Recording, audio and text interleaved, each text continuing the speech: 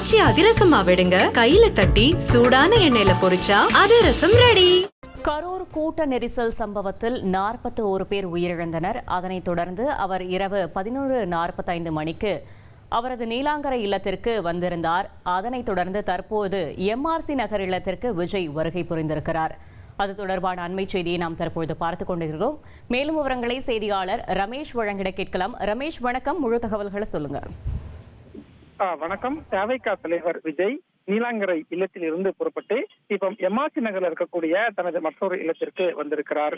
குறிப்பாக 27ஆம் தேதி, அதாவது சனிக்கிழமை, விஜய் கரூர்ல பிரச்சாரத்தில் ஈடுபட்ட போது கூட்ட நெரிசல்ல சிக்கி பலியானவர்கள் எண்ணிக்கை 41ஆக இருக்கக்கூடிய சூழல்ல இந்த சம்பவம் தமிழகம் மட்டுமில்லாமல் நாடு முழுவதுமே பெரும் சோகத்தை ஏற்படுத்தி இருந்தது.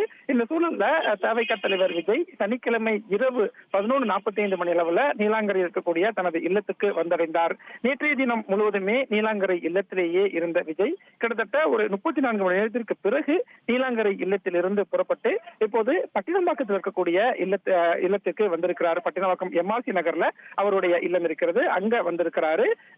இதற்கு அடுத்ததாக விஜயனுடைய திட்டம் என்ன அப்படின்னு இப்ப வரைக்கும் தவிக தரப்புல இருந்து எந்த ஒரு தகவலும் தெரிவிக்கப்படவில்லை.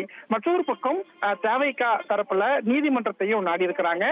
மதுரை உயர்நீதிமன்ற மதுரை கிளை நீதிமன்றத்துல இன்று நண்பகல்ல விசாரணைக்கு வர இருக்கிறதுனால நீதிமன்றம் சொல்லக்கூடிய விஷயத்தை பொறுத்து தவிகனுடைய அடுத்த கட்ட நகர்வுகள் இருக்கும் என்று சொல்லப்படுகிறது.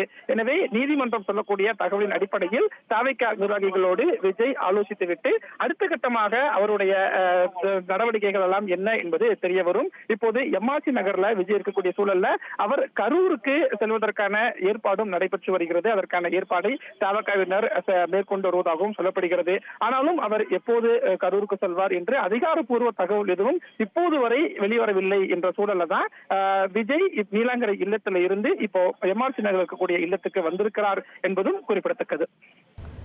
தகவல்களுக்கு நன்றி ரமேஷ். ஆச்சி அதிரசமா விடுங்க, கையில தட்டி சூடான எண்ணெயில பொரிச்சா அதிரசம் ரெடி.